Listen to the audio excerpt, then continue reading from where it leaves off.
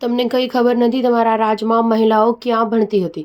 નીતિશ કુમાર કોના પર ભડક્યા? બિહારના મુખ્યમંત્રી નીતિશ કુમારે આજે વિધાનસભા અને વિધાન પરિષદમાં મહિલાઓ પર હિંસા મુદ્દે વિરોધ કરી રહેલા વિપક્ષનો ઉધડો લીધો હતો. તેમણે વિપક્ષની મહિલા નેતાઓને ઠપકો આપ્યો હતો તેમજ બિહારના પૂર્વ મુખ્યમંત્રી લાલુ યાદવના પત્ની રાબડી દેવી તરફ ઇશારો કરતા આરજેડીને ઘેરી હતી. બિહારના નાલંદામાં મહિલાની બર્બર હત્યા મામલે વિપક્ષના નેતાઓ મહિલાઓ પર થઈ રહેલી હિંસા મુદ્દે વિધાનસભા અને વિધાન પરિષદમાં હોબાળો કરી રહ્યા હતા. આ વિરોધથી કંટાળી નીતિશ કુમારે વિપક્ષના નેતાઓને આડે હાથ લીધા હતા. તેમણે વિરોધ કરી રહેલા વિપક્ષની મહિલાઓને ધમકાવતા કહ્યું, તમે બેસી જાઓ, તમને કંઈ ખબર નથી. અગાઉની સરકારના રાજમાં મહિલાઓ ઉચ્ચ અભ્યાસ પણ મેળવી શકતી ન હતી. આરજેડી સરકારે મહિલાઓ માટે શું કર્યું? પ્રાથમિક શિક્ષણ બાદ તેમને આગળ ભણાવતા પણ ન હતા.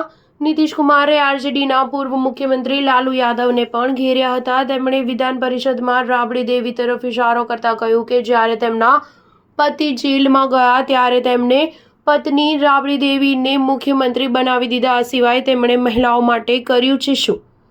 અમારી સરકારે તમામ મહિલાઓના ઉત્થાન માટે કામો કર્યા છે. બિહારના નાલંદા જિલ્લામાં એક મહિલાની બર્બરતાપૂર્વક હત્યા કરવામાં આવી હતી. બુધવારે NH 431ના કિનારે તેની લાશ મળી હતી, જેમાં તેના બંને પગના તળિયે 9 ખીલ્લીઓ મારવામાં આવી હતી. તેના આખા શરીર પર ભસ્મનો લેપ અને જમણા હાથમાં સ્લાઇન સેટ મળી આવ્યું હતું. મહિલાની ઓળખ થઈ શકી નથી, પરંતુ આ હત્યા બાદ બિહારનું રાજકારણ ગરમાયું છે. કોંગ્રેસ, આરજેડી સહિત તમામ વિપક્ષ નેતાઓ રાજ્યની કાયદાઓ અને વ્યવસ્થા પર સવાલ ઉઠાવી વિરોધ કરી રહ્યા છે, જેના લીધે સળંગ બીજા દિવસે વિધાનસભા અને વિધાન પરિષદમાં વિપક્ષે હોબાળો કર્યો. ન્યૂઝ 7 હંમેશા સચ્ચાઈની સાથે.